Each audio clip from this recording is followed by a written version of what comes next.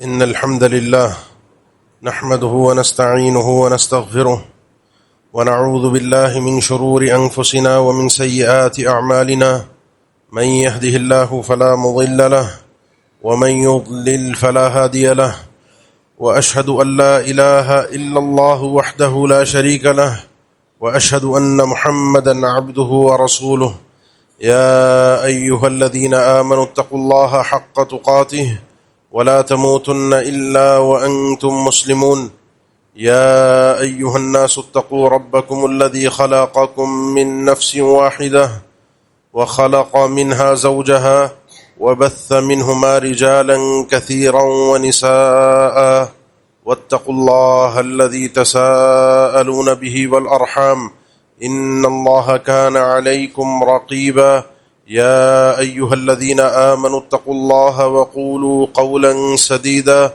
يصلح لكم أعمالكم ويغفر لكم ذنوبكم ومن يطع الله ورسوله فقد فاز فوزا عظيما أما بعد فإن أصدق الكلام كلام الله وخير الهدي هدي محمد صلى الله عليه وسلم وشر الأمور محدثاتها وكل محدثة بدعة وكل بدعة ضلالة وكل ضلالة في النار أعوذ بالله من الشيطان الرجيم بسم الله الرحمن الرحيم ما أصاب من مصيبة في الأرض ولا في أنفسكم إلا في كتاب من قبل أن نبرأها إن ذلك على الله يسير لكي لا تأسوا على ما فاتكم ولا تفرحوا بما آتاكم إن الله لا يحب كل مختال فخور.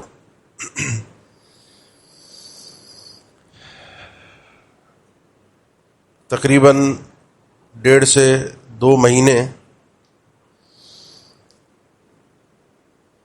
مستقل ہم اپنے اس ملک میں پانی کے حوالے سے اور اس کی وجہ سے جو تکالیف اور پریشانیاں ہمیں دیکھنی پڑ رہی ہیں، اس حوالے سے چند چیزیں جو ہمیں اپنے رب سے جوڑ سکیں، کیونکہ اس منبر کا حق یہی ہے کہ یہاں سے آپ اور میں اپنے حالات کو سمجھتے ہوئے اپنے رب سے جڑنے کی بات کریں اور اس کو سیکھنے کی کوشش کریں. انشاءاللہ اس حوالے سے ٹوٹل 5 باتیں آپ سے کرنی ہیں. 3 کا تعلق ان حالات میں عقیدے کے ساتھ ہے اور 2 ہمارے سمجھنے کے لیے اور عمل کرنے کے لیے. سب سے پہلی چیز، اللہ تعالیٰ کے جو کام ہیں اور معاملات ہیں جن کا تعلق ہم اپنی اصطلاح میں کہتے ہیں کونی اور قدری، تدبیر الہی کونی قدری،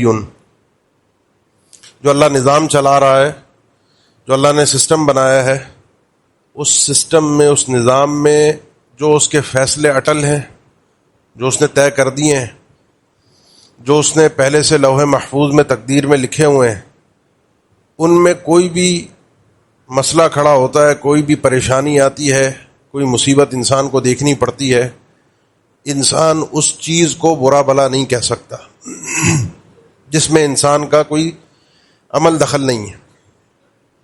گرمی زیادہ ہے تو اس زیادہ گرمی پر ہم گرمی کو برا بھلا نہیں کہہ سکتے. میں بیمار ہوں، اپنی اس بیماری کو برا بھلا نہیں کہہ سکتا.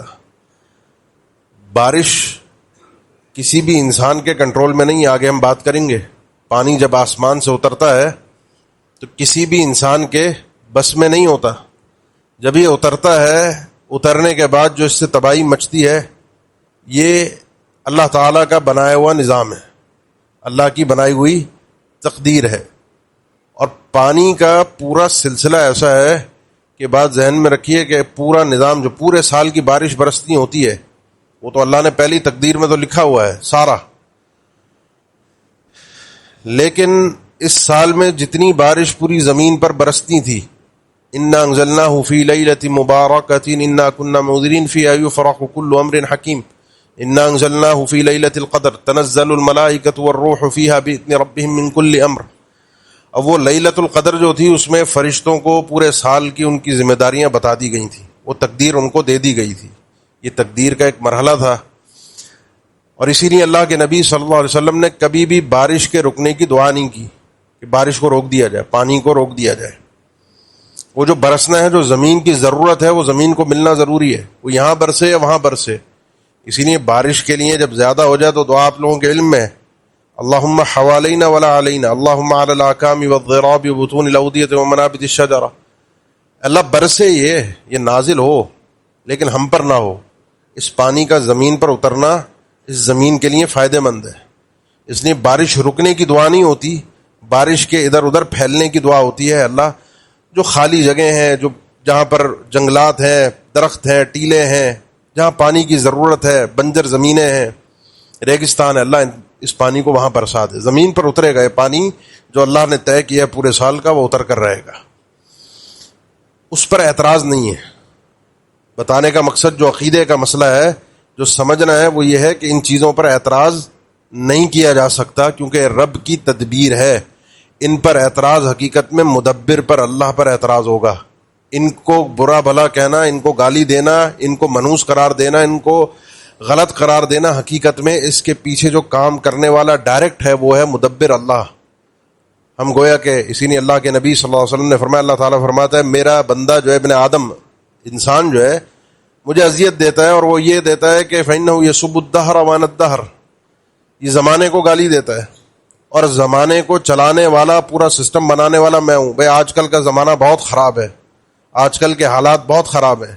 یہ حالات سیٹ کرنے والا، یہ حالات بنانے والا، ان چیزوں کی تدبیر کرنے والا رب العالمین اکیلا ہے. اس لیے کبھی بھی کوئی بھی ایسی چیز ہو جس میں میں سبب نہ ہوں، میں اگر ڈائریکٹ سبب ہوں نا، میں نے غلطی کی ہے، آپ غلط کہیں، اس کا مطلب یہ ہے کہ میری غلطی ہے، میں غلط ہوں، انسان غلط ہے، اس کی تدبیر غلط ہے. لیکن جب تدبیر الہی ہو تو اس کو غلط نہیں کہا جاتا، ورنہ ڈائریکٹ بات اللہ پر جاتی ہے. سب سے پہلا عقیدے کا نقطہ، اللہ کا احترام، اللہ تعالیٰ کی تعظیم اتنی ہے، اللہ کا مقام اور اس کی شان اتنی ہے کہ اس کے کسی فیصلے پر بندہ چوں نہیں کر سکتا، اعتراض نہیں کر سکتا. لا يسأل عما يفعل وهم يسألون. یہ بات اچھی طریقے سے پہلے عقیدے کی اپنے ذہنوں میں اچھی طرح سے بٹھا لیجیے. دوسرے نمبر پر جو بات سمجھنے کی ہے وہ اس کا بھی تعلق عقیدے کے ساتھ ہے، اور جو اللہ تعالیٰ نے قرآن مجید میں ذکر فرمائی ہے، ما اصاب من مصیبت فی الارض ولا فی انفسکم الا فی کتاب من قبل ان نبرأها ان ذلک علی اللہ یسیر. اس آیت کو ذرا سا تھوڑی دیر میرے ساتھ سمجھیں گے، زندگی کے آپ کے بہت سارے مسئلے ویسے بھی آسان ہو جائیں گے. قرآن مجید کی سورہ حدید کی آیت ہے. اللہ تعالیٰ نے فرمایا ما اصاب من مصیبت فی الارض، جو بھی زمین میں کوئی بھی پریشانی، کوئی بھی مصیبت، سیلاب، زلزلہ، کوئی بھی زمین کے معاملات، ولا فی انفسکم، اور نہ تمہارے اپنے اندر کوئی مصیبت، کوئی بیماری، کوئی مسئلہ، کوئی پریشانی. کیونکہ پریشانی دو طرح کی ہوتی ہے، ایک وہ ہوتا ہے جو انسان خود جھیل رہا ہوتا ہے، جس میں وہ خود مبتلا ہوتا ہے، وہ تو اس کو پتا ہوتا ہے کہ کیا ہوا اس کے ساتھ، وہی اسی کو پتا ہے. اور ایک پریشانی وہ ہوتی ہے جس کو ہم ڈائریکٹ جھیل نہیں رہے ہوتے، دیکھ رہے ہوتے ہیں، سن رہے ہوتے ہیں، معلومات آ رہی ہوتی ہیں. جس طرح بھی ہم پورے ملک کے حالات 2 مہینے سے سن رہے ہیں مستقل، کس طریقے سے گاؤں کے گاؤں صفحستی سے کے کے اندر ختم ہوئے، بونیر کے علاقے میں. پھر اس کے بعد جو سلسلے شروع ہوئے بارشوں کے، آپ کے اپنے شہر کے حالات ابھی 2 دن پہلے آپ نے ملاحظہ کیے. کچھ چیزوں میں ہم ڈائریکٹ مبتلا ہوئے اور کچھ چیزوں کو ہم نے سنا اور دیکھا، لیکن جیا، دیکھا، جانا. تو یہ کوئی بھی مصیبت، چاہے وہ اس پوری زمین پر سمجھ میں آ رہی ہو، انسان کو نظر آ رہی ہے، کوئی پریشانی ہے، کوئی تمہارے اپنے نفسوں میں کوئی مسئلہ آ رہا ہے، کوئی بیماری آ رہی ہے، کوئی بڑی بیماری میں مبتلا ہو گئے، کوئی ایسی بیماری ہے علاج نہیں مل پا رہا، حل نہیں ہو پا رہا، الا فی کتاب من قبل ان نبرأها. اس مصیبت کو پیدا کرنے سے پہلے اللہ نے فرمایا کتاب کے اندر لوح محفوظ میں لکھی ہوئی تھی. ایسا نہیں ہے کہ اچانک ہو گیا، خود بخود ہو گیا. یہ اللہ کی تقدیر سے ہے. الم تعلم ان اللہ یعلم ما فی السماء والارض ان ذلک فی کتاب ان ذلک علی اللہ یسیر. کیا تم لوگ یہ نہیں جانتے کہ جو کچھ آسمانوں اور زمینوں میں جو کچھ بھی ہو رہا ہے اللہ کو سب پہلے سے علم ہے، اور یہ سب کچھ اللہ نے پہلے تقدیر میں لوح محفوظ کے اندر لکھا ہوا ہے. یہ الگ موضوع ہے تقدیر کا، لوح محفوظ میں لکھنے کا، یہ موضوع پورا الگ ہے. مسئلے کی بات یہ ہے کہ جو اس وقت سمجھنے کی ہے وہ سورہ حدید کی اگلی آیت ہے. اللہ جب تقدیر میں لکھ دیا ہے، سب کچھ ہو گیا ہے، ہم کیا کریں؟ اب ہم اس چیز کو کیسے سمجھیں؟ ہمارے کرنے کے لیے کیا کام ہے؟ تو رب العالمین نے فرمایا لِكَيْ لَا تَأْسَوْا عَلَى مَا فَاتَكُمْ وَلَا تَفْرَحُوا بِمَا آتَاكُمْ. دو کام ہیں، کسی مصیبت پر، پریشانی پر، عَلَى مَا فَاتَكُمْ، کوئی اچھی چیز تمہیں ملنی تھی، کوئی آسانی حاصل ہونی تھی، نہیں مل سکی، کوئی مصیبت تم پر، آفت تم پر آ گئی، تو لِكَيْ لَا تَأْسَوْا عَلَى مَا فَاتَكُمْ، جو نہ مل سکا اس کے نہ ملنے پر افسوس کرنے کی ضرورت نہیں ہے، اور جو مل گیا اس پر اترانے کی ضرورت نہیں، خوش ہونے کی ضرورت نہیں ہے. اب مسئلے کو تھوڑا سا اور سمجھیے گا. انسان کا غمزدہ ہونا اور خوش ہونا یہ فطرتی چیز ہے، اس سے انسان رک نہیں سکتا. آپ کو کوئی خوشی کی خبر آئے گی، آپ خوش ہوں گے یا نہیں ہوں گے؟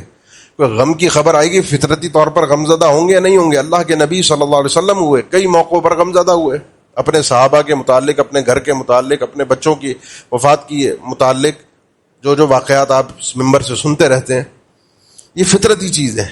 مسئلہ اس چیز سے رکنے کا نہیں ہے. مسئلہ ہے دو چیزیں کہ اس کے بعد جو تم کام کرتے ہو غم میں آ کر، جو کہ غیر شرعی ہیں، پیٹنا، کوسنا، جس میں سے ایک کام وہی ہے جو میں نے ابھی عرض کیا آپ کے سامنے کہ برا بھلا کہنا، گالیاں دینا، کوسنا، ان چیزوں کو جن چیزوں میں انسان کا کوئی اختیار نہیں ہے، وہ خالص تدبیر الہی ہے، وہ مت کرنا. اور کوئی چیز مل جائے تو اس میں اترا کر، خوش ہو کر، دوسروں کو حقیر جاننا، دوسروں کو کمتر جاننا، اس چیز کو اپنی محنت قرار دینا، اپنے آپ کو بڑا اور نمایاں ظاہر کرنا، یہ مت کرنا. یہ کرنے سے ہوگا کیا؟ یہ کرنے سے ہوگا یہ کہ اب یہ تمہارا اپنا عمل آ جائے گا، اور تمہارا اپنا عمل تمہیں کل اللہ کے سامنے جواب دہی کے لیے کھڑا ہونا پڑے گا. دوسری چیز اس سے سمجھ میں آتی ہے کہ جب سب کچھ لکھا ہوا ہے، جس کو ابن کثیر رحمہ اللہ نے بھی اس مقام پر لکھا ہے، جو کہ اللہ کے نبی صلی اللہ علیہ وسلم کا حقیقت میں فرمان ہے، جو سیدنا عبداللہ ابن عباس رضی اللہ تعالیٰ عنہ کو چھوٹے سے بچے جب تھے تو ان کو اسی وقت اللہ کے نبی صلی اللہ علیہ وسلم کے دل و دماغ میں بچپن سے بات ڈال دی تھی. ایک چیز اچھی طرح سے اپنے دل و دماغ میں رکھنا، انما اصابک لم یکن لیخطئک، جو تکلیف، جو مصیبت پہنچی ہے ایسا نہیں تھا کہ وہ نہیں پہنچتی، اور جو فائدہ تمہیں پہنچا ہے وہ ایسا نہیں تھا کہ تمہیں نہیں پہنچتا.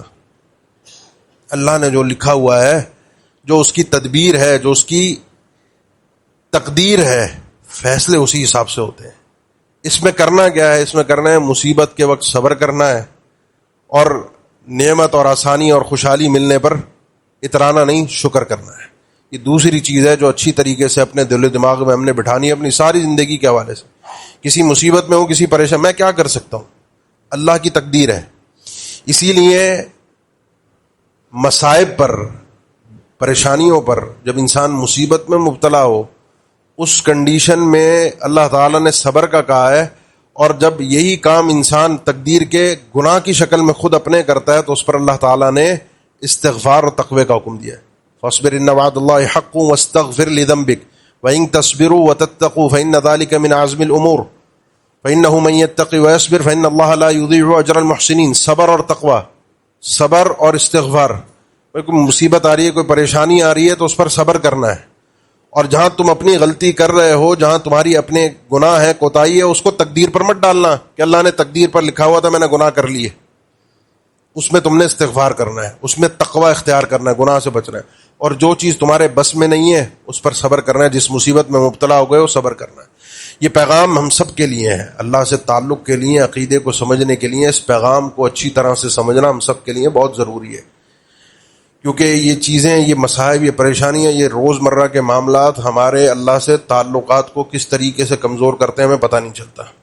تیسری چیز جو اس تعلق سے سمجھنے کی ہے وہ یہ ہے، سادے سے الفاظ میں، وَخُلِقَ الْإِنسَانُ ضَعِيفًا، انسان بڑا کمزور ہے. انسان کو اللہ نے کمزور بنایا ہے.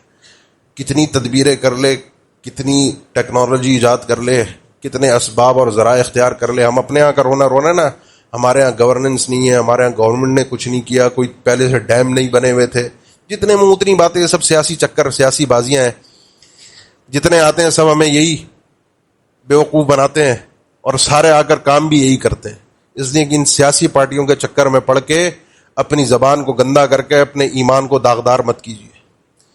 اس سے بدترین تباہی اس وقت امریکہ میں مچ رہی ہے انہی مہینوں کے اندر.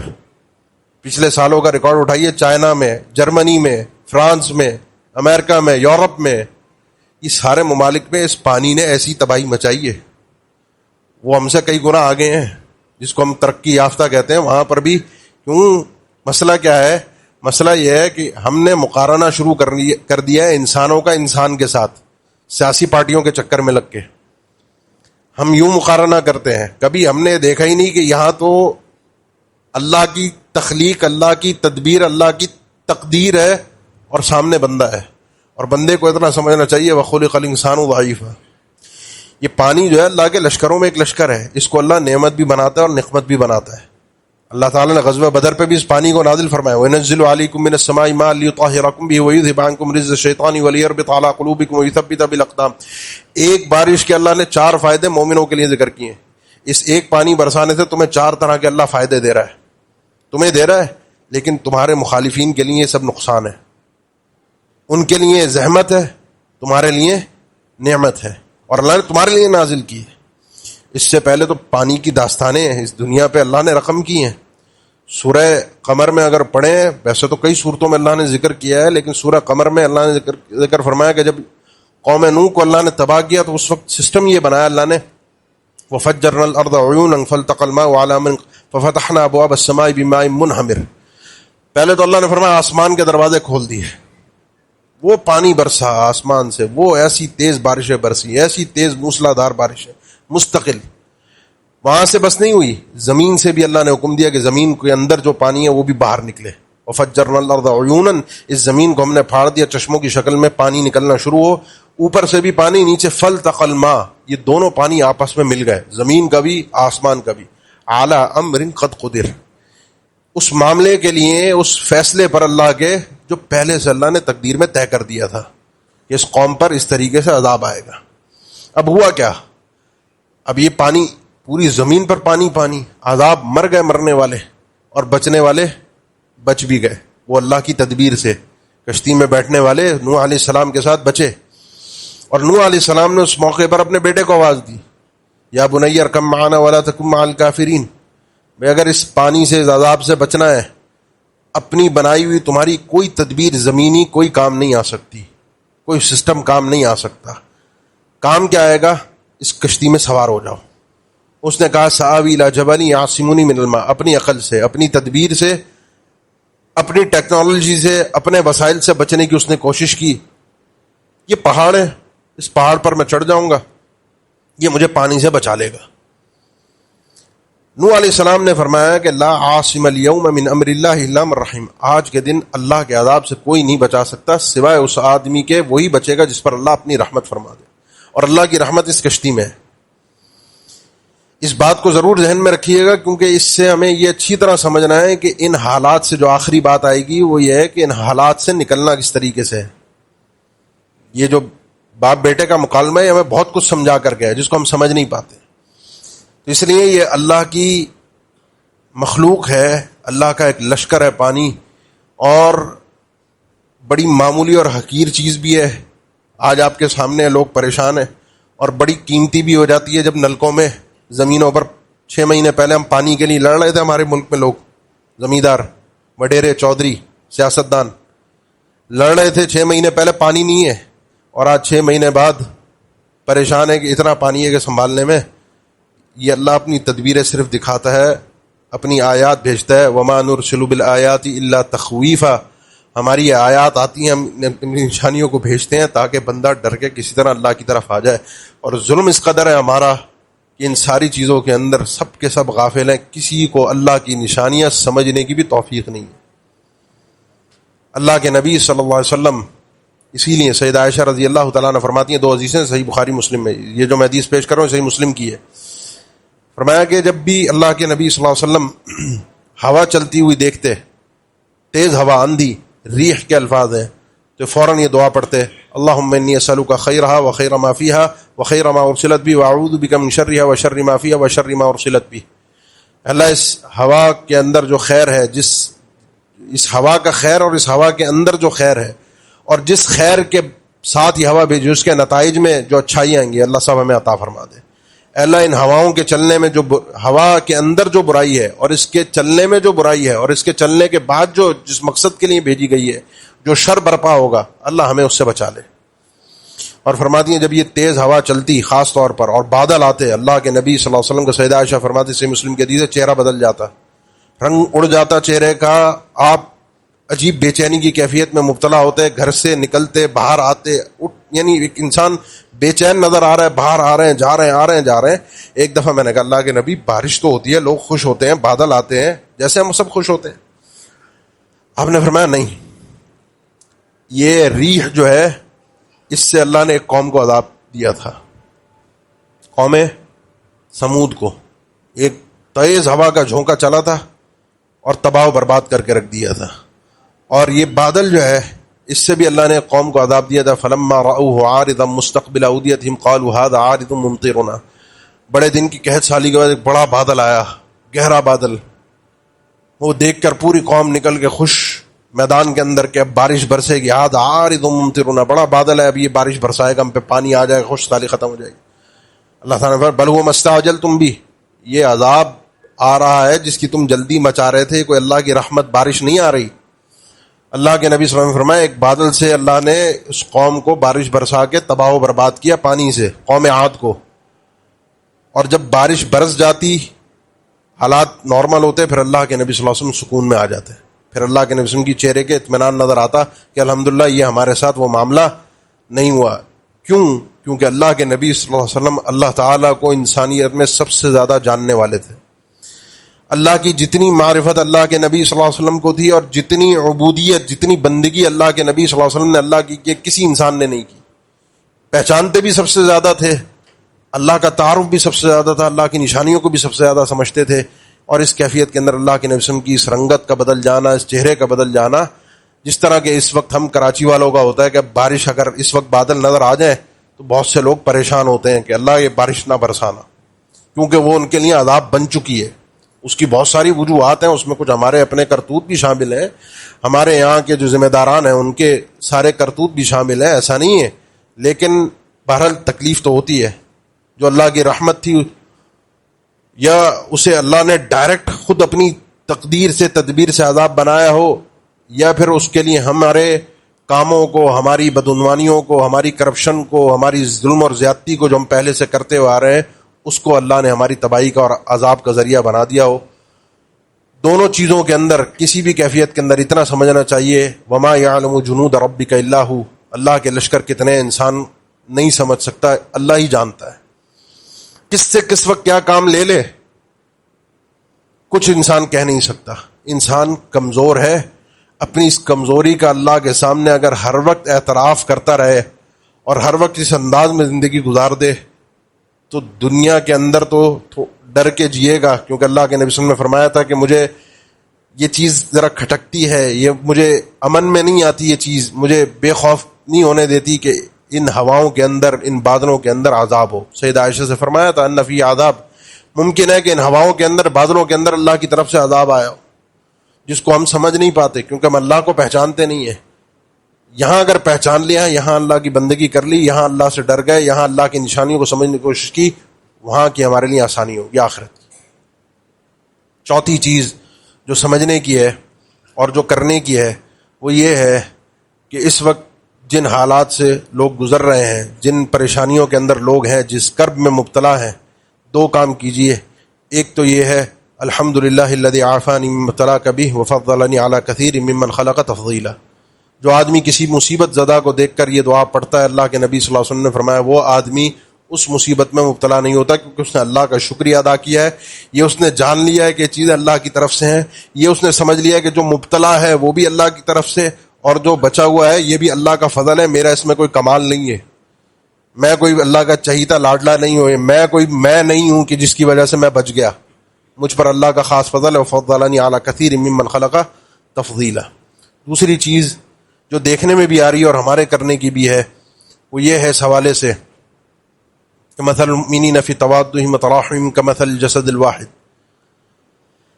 جسم کے ایک حصے میں درد ہوتا ہے، سارے حصے کو تکلیف ہوتی ہے۔ بہت سارے لوگ ان کے ساتھ معاونت کے لیے گئے ہیں، پہنچے ہیں خدمت کے لیے، پہلے پہاڑی علاقوں میں ہوا، وہاں پر، یہاں پہ ہوا، چند سال پہلے سندھ میں ہوا، اس وقت جنوبی پنجاب کی صورتحال کافی خراب ہے۔ ہماری آپ کی مسجد کے سابقہ خطیب جو تھے مولانا داؤد شاکر صاحب حفظہ اللہ، استاد بھی ہیں ہمارے، ان کا علاقہ 5-7 دن سے پورا یہ جو آپ جلال پور سن رہے ہیں، خان بیلا جہاں کشتی بھی ڈوبی ہے، شیخ صاحب کا علاقہ ہے، پورا تباہ و برباد ہے، پورا تباہ و برباد ہے۔ جو صورتحال ان سے سنی یعنی ناقابل بیان ہے۔ لوگ کس حال میں، کس طرح کے کرم میں، میں نے وہ شروع میں جو بات کی نا کہ کچھ تکلیفیں ایسی ہوتی ہیں جن کو انسان صرف سنتا اور دیکھتا ہے، خود پر نہیں بیت رہی ہوتی، خود پر نہیں بیت رہی ہوتی تو اس کا انسان صحیح طرح سے اس کو سمجھ میں بات نہیں آتی کہ کیا ہے تکلیف، اس تکلیف کی نوعیت کیا ہے۔ اللہ ہم سب کو ان تکالیف سے محفوظ رکھے، اللہ سے دعا مانگتے رہا کریں، اللہ کا فضل ہے جس کو اللہ نے محفوظ رکھا ہے۔ دوسرے نمبر پر ان لوگوں کے، ان بھائیوں کے ساتھ جتنا تعاون ہو سکے، جتنا ان کے ساتھ خیر کا کام ہو سکے وہ کریں، جتنا ہو سکے، جسمانی طور پر، دعاؤں کے ساتھ، وہاں جا کر، مالی طور پر، جس طریقے سے، کیونکہ ان کو ہر چیز کی اس وقت ضرورت ہے۔ گھر بار سب کچھ بنا ہوا، سب کچھ گھر کے گھر گر گئے، جو جانور تھے، جو زمینیں تھیں، جو اناج بویا تھا، سب کچھ تباہ ہو گیا، کچھ نہیں بچا ان کے پاس، بلکہ قرضے میں اب آگے زندگی چلانے کے لیے، آگے اپنے آپ کو بڑھانے کے لیے کچھ بچا نہیں ہے۔ سوچیں اگر یہ مجھ پر بیتے، میرا جو گھر جس میں میں رہتا ہوں وہ گر جائے، میرا سب کچھ کام کاج کاروبار تباہ ہو جائے۔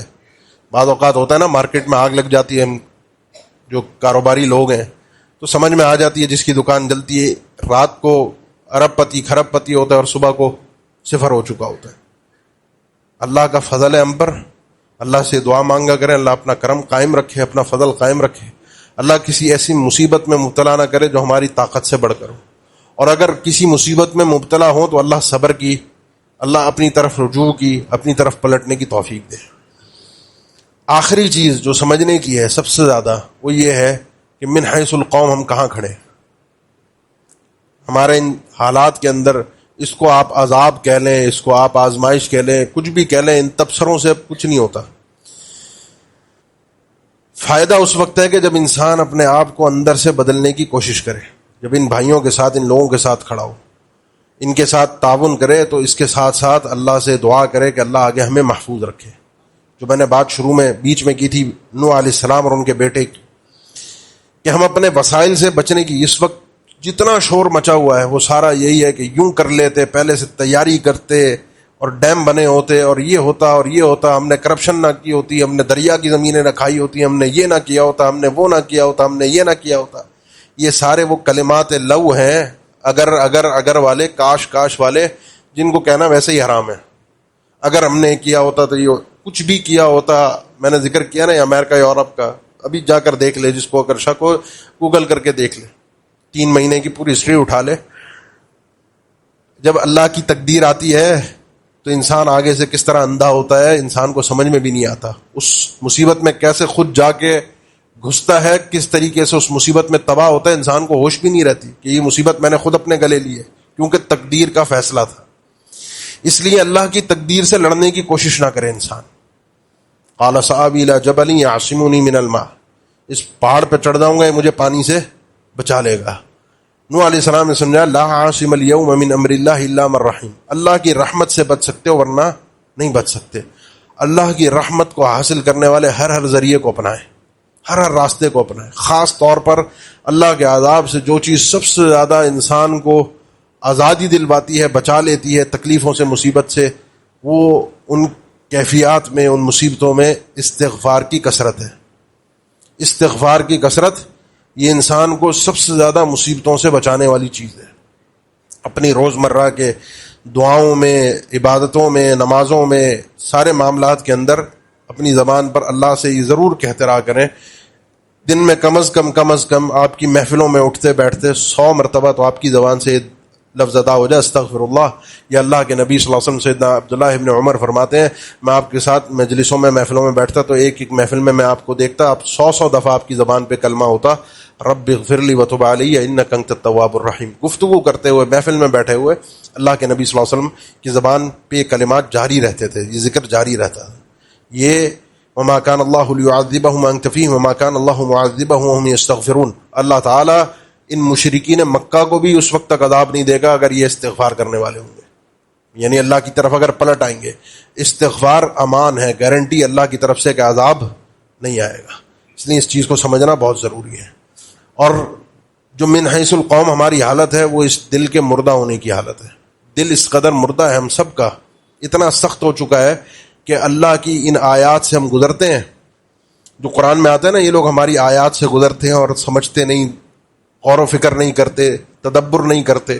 ہم سمجھتے ہیں وہ پتہ نہیں کوئی پکے کافر تھے, کوئی جہنمی لوگ تھے, وہ قوم عاد والے, قوم سمود والے. اپنی حالت تو ہم تھوڑا سا اندازہ کریں. اللہ کی کتنی آیات اور نشانیوں کو ہم روز مرہ دیکھ رہے ہیں اور دل اتنا سخت ہے کہ کہیں پر سمجھ ہی نہیں آ رہی اللہ کی طرف پلٹنے کا, واپس آنے کا کوئی راستہ ہی ہم نہیں دیکھ رہے کہ کسی طریقے سے اللہ کی طرف پلٹ کر آئیں, اپنے رب سے اپنے گناہوں کی معافی مانگیں. یعنی یہ نشانیاں ہمارے دلوں کو موم ہی نہیں کر رہی, ہمارے دلوں پر اثر ہی نہیں کر رہی. یہ دلوں کی موت ہے. ایمان کے حوالے سے جب انسان کے دل کی کیفیت یہ ہو کہ کوئی اچھائی اور کوئی برائی اس کے اوپر اثر نہ کر رہی ہو, اچھائی اچھائی, برائی برائی کا معیار ختم ہو چکا ہو. قرآن مجید کی آیات, اللہ کی آیات, واعظ و نصیحت, یہ جو کونی نشانیاں ہیں جو اللہ عذاب بھیج کر بندے کو جھنجھوڑتا ہے, یہ اس کے دل کو, اس کی حالت کو تبدیل نہ کر رہی ہوں اور وہ جوں کا توں ہو, ویسے ہی موج مستی میں ہو, ویسے ہی اس کے معاملات تبدیل نہ ہو رہے ہوں, تو یہ سمجھ لے یہ اس دل کی موت ہے. اور تیسرا درجہ, میں 3 باتیں اس آخری چیز میں ذکر نہیں, ہم نے استغفار کرنا ہے, ہماری من حیث القوم جو حالت ہے. اور تیسری ایک کیفیت اور ہے, اور وہ ہے ان کمبختوں کی, ان بدماشوں کی, ان ظالموں کی, ان مجرموں کی, کہ جو ان حالات کے اندر بھی پلٹنا تو دور کی بات, یا اپنی موج مستی میں رہنا تو دور کی بات, وہ ان حالات سے کمانا شروع کرتے ہیں. ان کو اپنے لیے ایک نعمت سمجھتے ہیں کہ تو اللہ نے ہمارے لیے چانس دے دیا, کسی طرح پانی آئے, ہم ڈبوئیں علاقے کو, غریبوں کو مار دیں, اور پھر عالمی امداد, وہ ڈالر ہمیں کسی طرح ہمیں مل جائے. سن رہے ہیں نا خبریں آپ, مر رہے ہیں کہ کسی طرح مل جائے, ہمیں مل جائے, یا ہمارے ہاں پانی آئے, ہم ڈبوئیں اپنے غریبوں کو, اپنے علاقوں کے لوگوں کو, کسی طرح مل جائے پانی ہمیں اپنے علاقے کے لوگوں کو ڈبونے کے لیے, اور پھر عالمی امداد ہمیں ملے, کھا جائیں. اسی طریقے سے, اور یہ صرف مجرم وہ نہیں ہے جن کو ہم سمجھتے ہیں یہ مجرم ہے, یہ تو وہ جو سیاستدان, جو حکمران بیٹھے ہیں وہ مجرم ہیں. یہ نیچے سے کہانی شروع ہوتی ہے. جا کے دیکھیں ان علاقوں میں جہاں سیلاب آیا ہے, اچھے لوگ بھی بہت سے ہیں, بہت سے دیندار, اور زیادہ تر وہاں پہ خیر کے کام کرنے والے, حکومت ہو یا دیگر ادارے ہوں حکومتی, ان کے ساتھ جو پرائیویٹ لوگ ہیں وہ کون ہیں؟ اکثر آپ کو یہ داڑھی والے لوگ نظر آئیں گے, سارے دیندار لوگ ہیں. جب مصیبت آتی ہے تو دیندار لوگ آ جاتے ہیں مسئلوں کو حل کرنے کے لیے, اور ان میں سے بہت سارے سیاسی بھی ہوتے ہیں. جب ووٹ دینے کی باری ہے تو نہیں, پھر ہم نے اپنے علاقے کے وڈیرے کو ووٹ دینا, پھر یہ ان کو نہیں دینا جو ہمارے ساتھ آ کے آج مصیبت میں کھڑے ہوئے. ووٹ پھر ہم نے ان کو دینا ہے کہ جو ہمیں ساری زندگی لوٹتے آئے. تو یہ جو ان کے ساتھ لوگ ہیں جو اس وقت وہاں جو کام کر رہے ہیں, ان میں وہ لوگ بھی ہیں جو وہاں پر پہلے سے بیٹھے ہوئے تھے کشتیوں والے, ان کے آپ کرائے سنیں, لوگوں کو ایک جگہ سے دوسری جگہ منتقل کرنے کے جو پرائیویٹ کام کر رہے ہیں. یا پھر وہاں کے لوگوں کی اطلاع یہ بھی ہے کہ حکومت اور یہ پرائیویٹ لوگ جو ہمیں بچانے آتے ہیں, جو ریسکیو کرنے آتے ہیں, ان کی کشتیاں ہیں, اور وہاں سے بہت سے لوگ اپنا گھر چھوڑنے کو تیار نہیں ہیں, کیونکہ پیچھے جو ڈاکو لٹیرے ہیں, چور ڈاکو ہیں, ان کے پاس اس سے بڑی بڑی تیز رفتار کشتیاں ہیں جن پہ وہ آگے پیچھے گھروں کو لوٹ کے چلے جاتے ہیں. ہم حکمرانوں کو روئیں, ہم ڈاکوؤں کو روئیں, ہم اس طبقے کو روئیں جس کے پاس کشتی ہے, زیادہ کرایہ مانگ رہا ہے. ہم ان لوگوں کو روئیں کہ جو خیر کے کام کر کے آتے ہیں, 2 چیزیں تقسیم کر کے, تصویریں کھنچوا کے, فوٹو سیشن کروا کے چلے جاتے ہیں تاکہ لوگوں کے اندر ہماری شہرت اور واہ واہ ہو جائے. کس کس کو روئیں؟ یہ آخری درجے کے مجرم لوگ ہیں, آخری درجے کے. قوم کا تو وہ حال ہے کہ دل مردہ ہے, اس کو تو پرواہ ہی نہیں ہے, وہ اپنی مستی میں مست ہے. کامیاب آدمی وہ ہے جو ان سارے حالات سے باہر نکل کر, ان ساری صورتحال سے باہر نکل کر اپنے رب کی طرف پلٹتا ہے. فلولا اذ جاءهم بأسنا تضرعوا ولكن قست قلوبهم وزين لهم الشيطان اعمالهم. ایسا کیوں نہیں ہوا کہ جب ہماری پکڑ آئی ان کے پاس تو تضرعوا, یہاں دل ان کا نرم پڑ جاتا, یہ تضرع کا تعلق دل کے ساتھ ہے. دل پہ یہ چیز اثر کرتی، ہماری یہ نشانی اثر کرتی.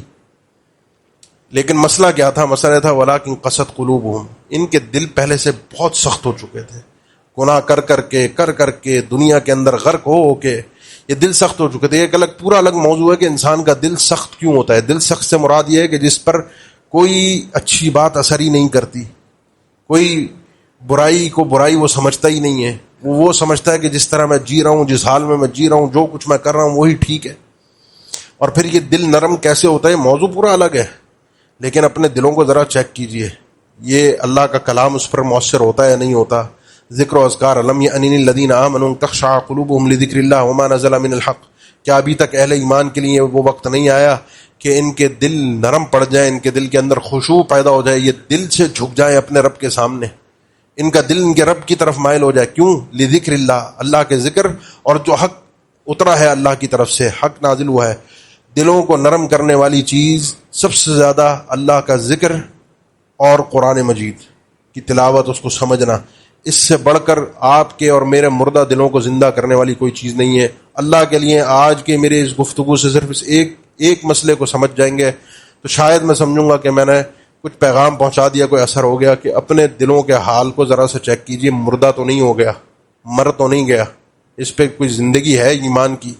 اگر محسوس ہو رہا ہے مرا ہوا تو اس کے علاج کے لیے کوشش کیجئے، بھاگیے، دوڑیے. جیسے اٹیک ہوتا ہے نا، فوراً اسپتال ایمرجنسی کی صورت میں بھاگتے ہیں، نہیں تو پتہ ہے بندہ ختم ہو جائے گا.